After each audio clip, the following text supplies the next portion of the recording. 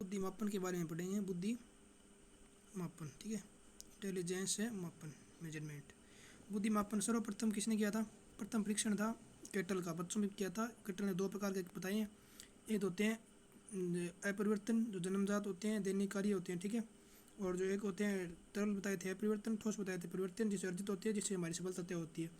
अब देखो, मापन का प्रथम वैज्ञानिक परीक्षण एवं प्रथम मापन है ना वो बिन्ने ने किया था। इसीलिए बिन्ने को मापन का मूल आधार या इसको मानते हैं मूल आधार, इसी आधार पर वर्गीकरण किया गया। इसे देखो बिन्ने से पूर्व, ये देखो बिन्ने से पूर्व कौन कौन आते हैं।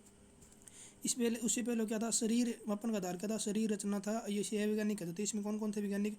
लेवेस्टर, गाल्टन, गिलफोर्ड, केटल, ठीक है, ये था।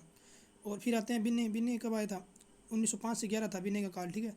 इन्होंने मेंटल एबिलिटी शब्द का सर्वप्रथम यूज बिन्ने ने किया था, ठीक है। उनमें वैज्ञानिक कौन कौन थे? इनमें वैज्ञानिक थे, ये वैज्ञानिक था पहले तो, मापन का आधार वैज्ञानिक था इनका। और उनमें वैज्ञानिक शामिल कौन थे? बिन्ने और साइमन थे, ठीक है। और उसके बाद आता है फिर पोस्ट में कौन सा आता है?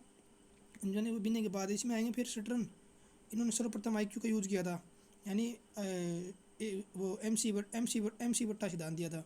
और इसमें फिर सटर्न वाले में कुछ चेंज सूत्र में चेंज किया था टर्मन ने, इसलिए ये प्रमाणित ये माना जाता है कि गुणा 100, यानी मेंटल एज बटा कॉग्निटिव एज बटा गुणा 100 करने के कारण इसे प्रमाणित कहा जाता है, ठीक है। अब देखो ये बिन्ने वाला और पढ़ देते हैं कुछ। बिन्ने ने बताया थे क्या? बिन्ने ने संशोधन किया था। प्रथम बार तो इन्होंने दिए थे ना 8 में, जो मापन दिया था वो 3 से 11 वर्ष बच्चों तक था। दूसरा मापन इन्होंने दिया था 11 में, वो था 3 से 16 वर्ष तक बच्चों के लिए। बिन्ने ने जो मेंटल एबिलिटी शब्द का सर्वप्रथम 1908 में यूज़ किया था ना, तो उसमें 59% है, ठीक है। ये प्रश्न पूछा गया है। अब देखो ये कुछ है इसकी शब्दावलियाँ। अब ये देखो, ये थोड़ा सा ऐसे ही पढ़नी है इसको, ये टर्म ने दी थी, IQ टेबल है। ये जीनियस क्या होते हैं? 140 प्लस वाले जीनियस होते हैं प्रतिभाशाली। हाई सुपीरियर 130 से 140 वाले। अति कुशागर सुपीरियर होते हैं। प्रखर बुद्धि 100। इनको ना केवल एक काम करते हैं अपन उल्टी पढ़ते हैं, देखो ऐसे चलते हैं अपन नीचे से, ठीक है, ऐसे पढ़ेंगे इसको, ऐसे पढ़ेंगे।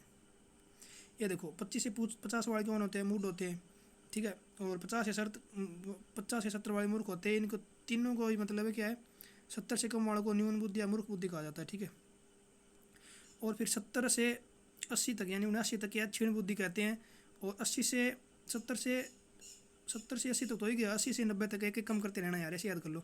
70 से 80, 80 से 90 तक क्या है, ये इनको दोनों को पिछड़े वर्ग में रख सकते हैं। इन्हें मंगोलिज्म कहते हैं, इन्हें क्षण बुद्धि अडल कहते हैं, ठीक है। उसके बाद अपन रख सकते हैं इनको एवरेज के वर्ग में, जो 90 से 109 ये तो होते हैं पूर्णतः एवरेज, ठीक है। और 90 से 110 है, और 110 से 120 वाले ये क्या है, ये थोड़े से होते हैं एवरेज से ऊपर होते हैं, थोड़े से तीव्र होते हैं, ठीक है। और उसके बाद 120 से 130 तक होते हैं प्रखर बुद्धि, 130 से 140 तक होती है अति कुशागर, और 140 से ऊपर होती है प्रतिभाशाली, ठीक है। और अब देखते हैं अपन बुद्धि के परीक्षण, ठीक है, बहुत इंपॉर्टेंट है, ध्यान से समझना, यही है बस, यही पूछा जाता है हर बात पेपर में। बुद्धि क्या मापन है वो परीक्षण वर्गीकरण।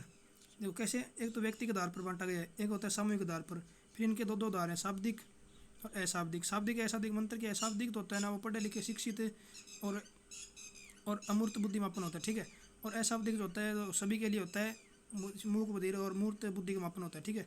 इनमें देखो व्यक्तिगत शाब्दिक में कौन कौन से आएंगे? व्यक्तिगत शाब्दिक में आएंगे बिन्ने, साइमन जो कि बिन्ने ने दिया था, और स्टैनफोर्ड बिन्ने, और मौखिक आवृत्ति जो कि टर्मन ने दिया था। ये तो दो तो आएंगे, टर्मन और बिन्ने वाले तो आएंगे शाब्दिक में। व्यक्तिगत शाब्दिक, व्यक्तिगत अशाब्दिक में आएंगे क्या आएंगे?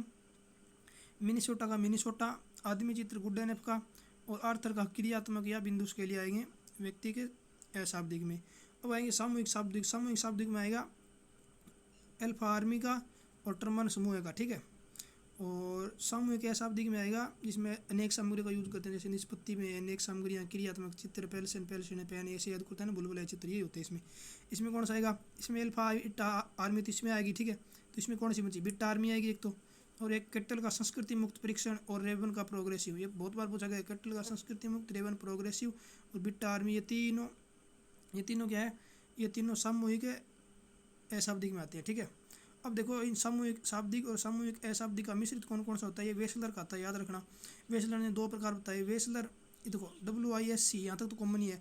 वेसलर बुद्धि स्केल, C से चाइल्ड, A से एडल्ट, C से चाइल्ड, A से एडल्ट, ये से तो 5 से 15, और ये उसके बाद फिर 16 से 64 साल के लिए, ठीक है।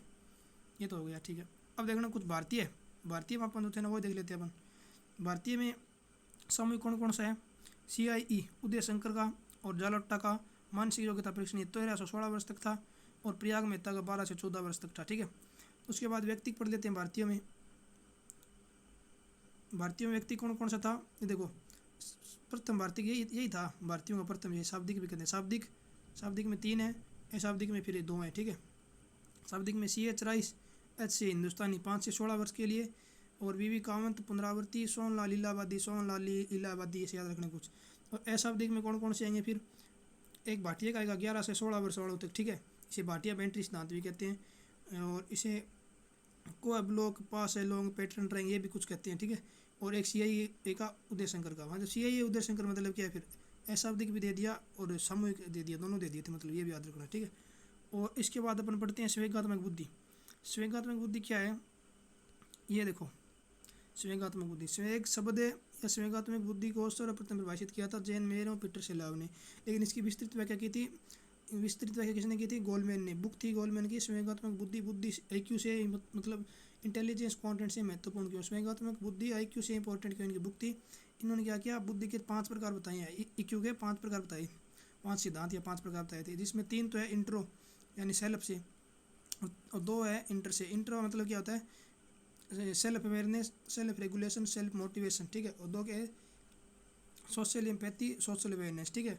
और ये क्या मानते हैं संवेगात्मक बुद्धि के बारे में? गोलमैन क्या मानते हैं? ये क्या है कि संवेगात्मक बुद्धि क्या है? संवेगों को पहचानने की, संवेगों को समझने की और संवेगों को नियंत्रण करने की क्षमता ही है क्या? संवेगात्मक बुद्धि है। और गोलमैन के अनुसार क्या है कि सफलता है ना सफलता वो 20% तो होती है IQ बेस्ड और 80% होती है IQ बेस्ड, ये मानती है बस गोलमैन, ठीक है।